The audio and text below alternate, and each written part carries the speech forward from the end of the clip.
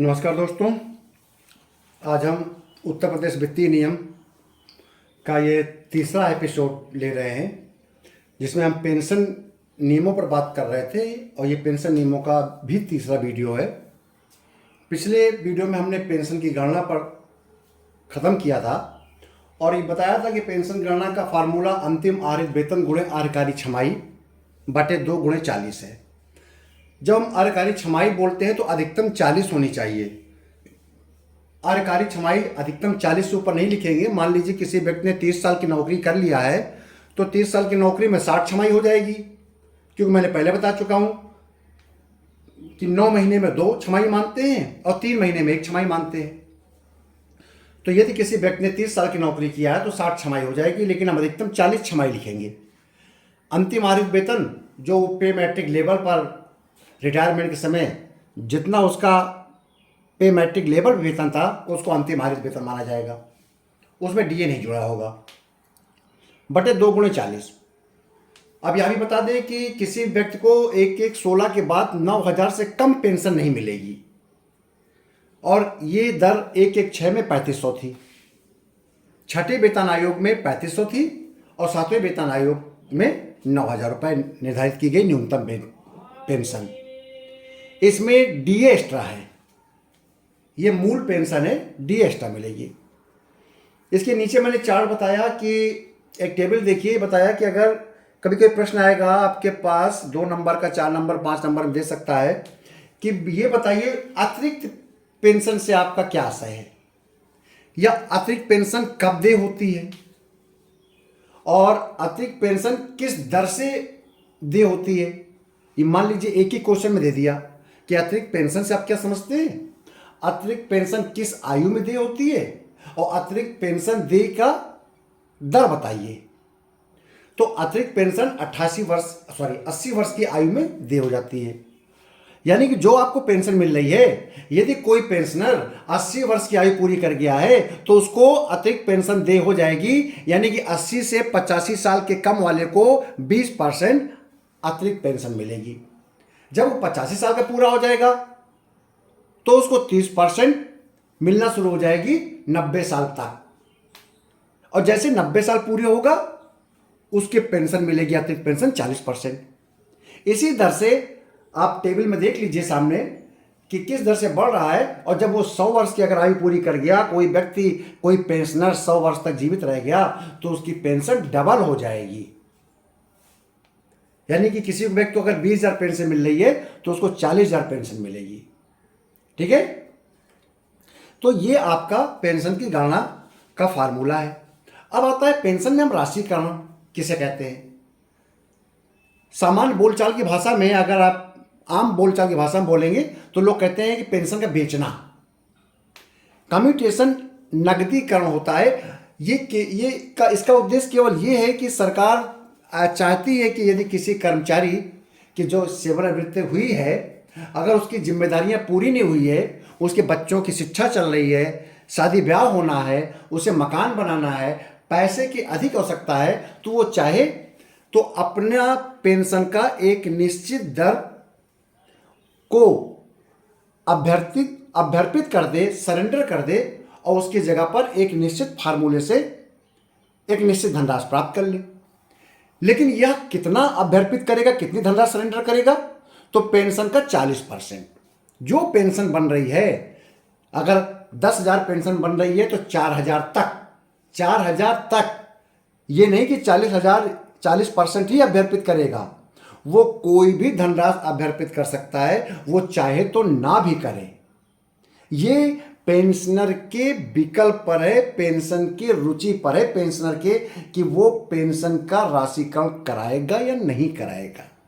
सरकार का कोई उसमें बाइंडिंग नहीं है, कोई मैंडेटरी नहीं है, ये पूरा वॉलंटरी है।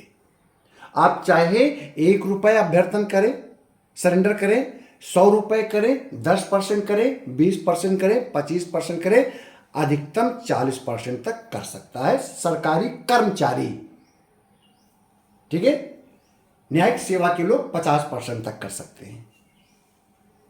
तो 40% तक जो किस फार्मूले से करेगा मान लीजिए पेंशन उसकी बन रही है 10,000, तो 40% उसने कर दिया 4,000। तो राशिकरण का फार्मूला क्या है? जो उसने पेंशन का राशिकरण कराना चाहता है 4,000 गुणे 12, सामने देखिए बोर्ड में, और गुणे अगली जन्मतिथि पर पड़ने वाली आयु के लिए निर्धारित राशिकरण का मूल। तो मैंने टेबल में दे रखा है उदाहरण के रूप में। देखिए 61 साल की आयु में रेट क्या है, मूल्य क्या है? 8.194। ये रेट है, लिखा हुआ फार्मूले में अगली जन्मतिथि पर पड़ने वाली आयु के लिए निर्धारित राशि का मूल। तो अगली जन्मतिथि क्या पड़ेगी? 61 साल की, क्योंकि व्यक्ति 60 साल में रिटायर हो रहा है। तो हम 4,000 का करेंगे गुणा 12 में, और 12 का गुणा करेंगे 8.194 में, जो निकल के आएगा वो हो जाएगी राशि का मूल। मैं नीचे एक प्रश्न दिया है, उसमें भी मैं सॉल्व कराऊंगा। और ये जो राशिकरण, मान लीजिए उदाहरण के लिए देखिए, ये जो हमने 10,000 पेंशन में 4,000 जो राशिकरण कराया 40%, ये 15 साल तक आपकी पेंशन से कटती रहेगी। और 15 साल जब पूरा हो जाएगा तो ये जो 4,000 रुपये कट रही है आपकी मूल पेंशन में जुड़ जाएगी और फिर से पूरी पेंशन मिलने लगेगी। तो ये राशिकरण कितने साल के लिए किया जाता है? 15 वर्ष के लिए। क्यों किया जाता है? ताकि आपको एक मुश्त बड़ी धनराशि मिल जाए और जिससे आप अपनी जरूरतें पूरी कर लें। ये पेंशनर का विकल्प है। पेंशन से इस पर कोई मैंडेटरी नहीं है। पेंशनर चाहे तो राशिकरण कराए और चाहे तो ना कराए। अधिकतम 40% तक करा सकता है, वो 10 भी करा सकता है, 15,000 भी करा सकता है, 15% करा सकता है, 25% करा सकता है, वो रुपए में भी करा सकता है।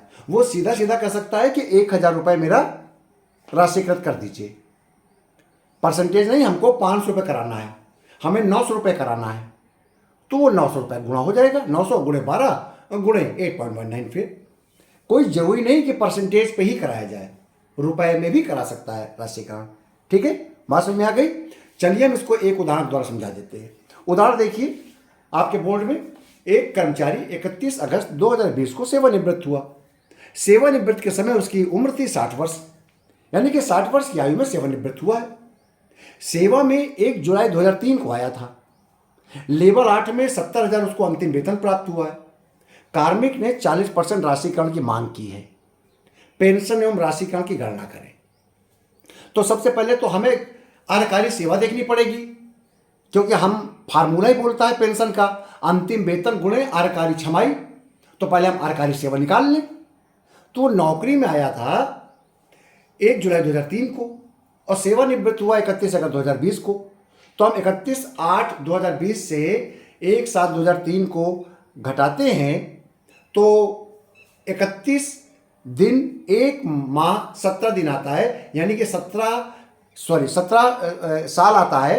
31 दिन 1 माह 17 साल, तो 31 दिन 1 माह का मतलब 2 माह हो गए। तो 17 साल 2 माह की उसकी आर्यकारी सेवाई। तो अगर ये 3 माह होता तो एक छमाई बन जाती, 2 माह है तो छमाई नहीं बनेगी। आपको मैं पहले बता चुका हूं, 3 माह में एक छमाई, और अगर 9 माह पूरे हो जाए साल में तो 2 छमाई। तो यहां पर 34 छमाई बन रही है।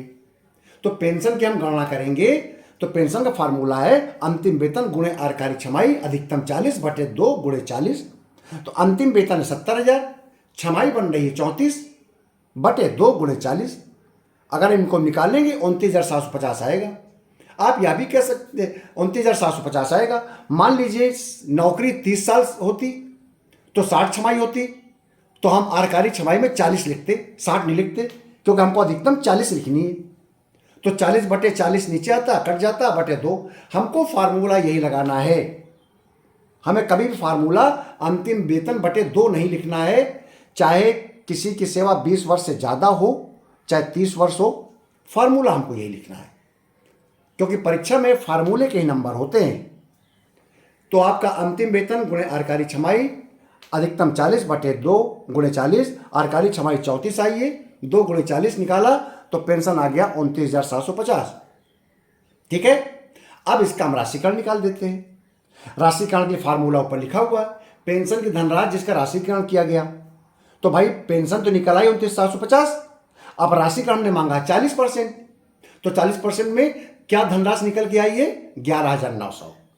29,750 का 40% निकाला, पेंशन का 40% निकाला तो 11,900 आ गया। अब 11,900 में गुणा 12 करेंगे, क्योंकि पेंशन धनराशि जिसका राशिकरण किया गया है, तो 11,900 गुणे 12 और गुणे अगली जन्मतिथि पर पड़ने वाली आयु के लिए निर्धारित राशिकरण का मूल। तो 61 साल पे क्या मूल्य आ रहा है? 8.194। तो 8.194 का मल्टीप्लाई कर देंगे तो आ जाएगा आपका 11,70,103। तो यह बात आपको समझ में आ गई, राशिकरण के निकालना। ठीक है, तो इस वीडियो में यहीं तक। अगली वीडियो में हम पेंशन, हमने आपको रूल बताया पेंशन गणना का। अगले वीडियो में हम बात करेंगे पारिवारिक पेंशन की गणना, पारिवारिक पेंशन के लिए अर्हता रखने वाले सदस्य और ग्रेजुटी पर।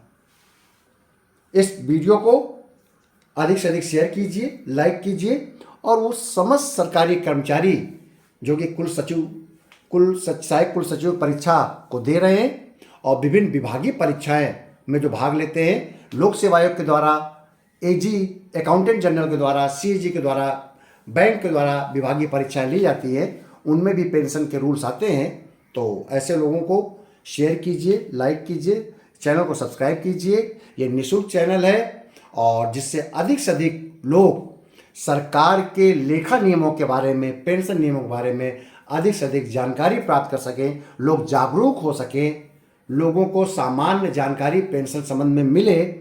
इसलिए इसको सभी सरकारी अधिकारियों, सरकारी कर्मचारियों और परीक्षार्थियों के बीच में इसका प्रचार प्रसार कीजिए। बहुत बहुत धन्यवाद।